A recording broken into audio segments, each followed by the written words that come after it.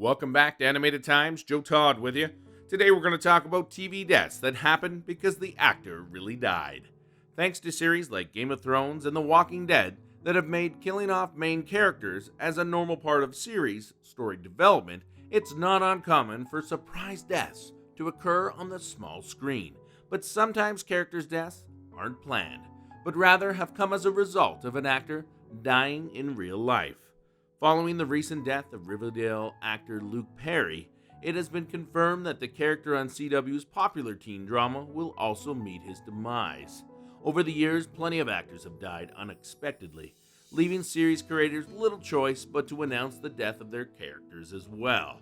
The manner of scripted deaths vary, but the hope is to respect and honor the actors who poured their hearts into bringing these characters to life.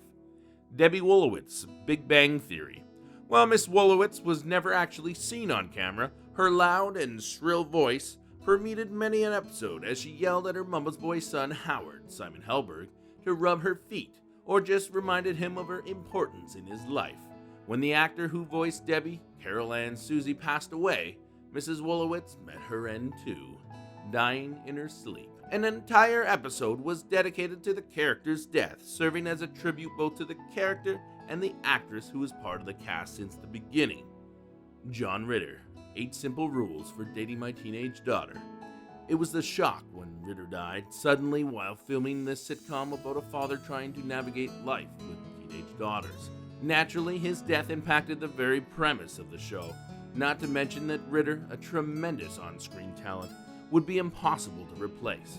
The series went on hiatus, then returned without Ritter, whose character was written off, and with a new name, 8 Simple Rules. James Garner and David Spade joined the cast as the girl's grandfather and cousin, respectively. But the series just couldn't continue without Ritter, and it was canceled after its 3rd season. Mr. Hooper, Sesame Street. It would have been the safe route to suggest that the elderly Mr. Hooper, who had run Hooper's store on the long-running children's show since the 1970s, had retired. Instead, the series decided to use the passing of the actor, Will Lee, to teach children about death. The episode won a Peabody Award, confirming that the bold decision paid off. Livia Soprano, The Sopranos. How do you handle the death of a mobster's mother? In the case of Livia, when actor Nancy Marchand passed away in real life, the character was killed off on the show.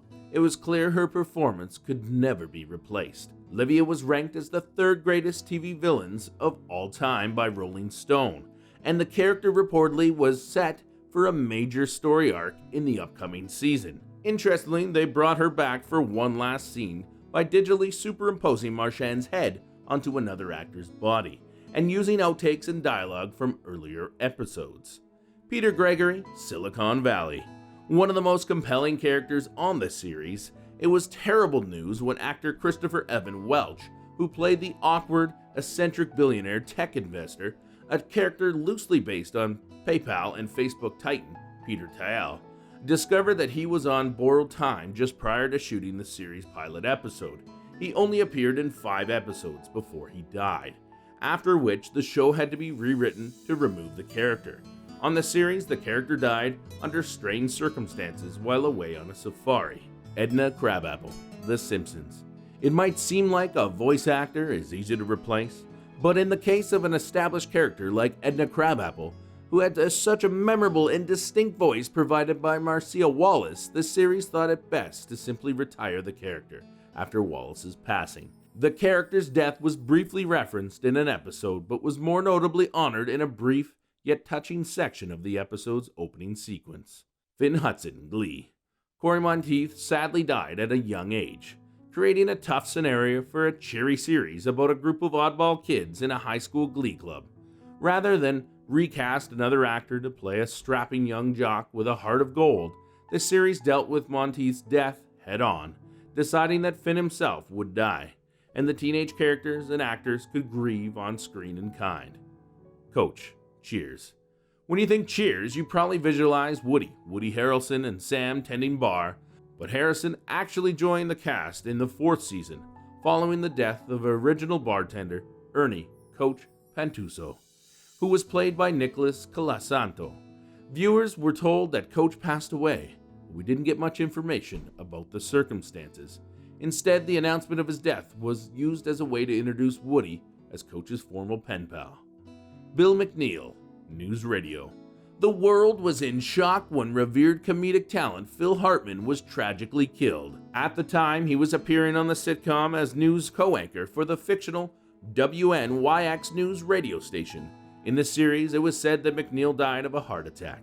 As the cast returns from attending his funeral, they cleverly interject some comedy into the conversation to make light of a heavy subject, joking about a flower arrangement that was ironically shaped like a broken heart.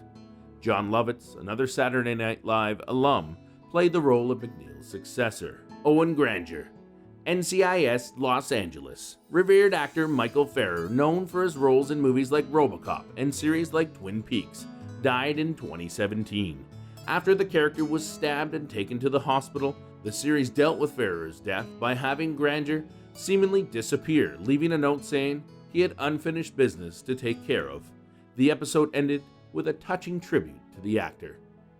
Now smash that like button if you like what you saw. Also, don't forget to subscribe to Animated Times for more awesome content.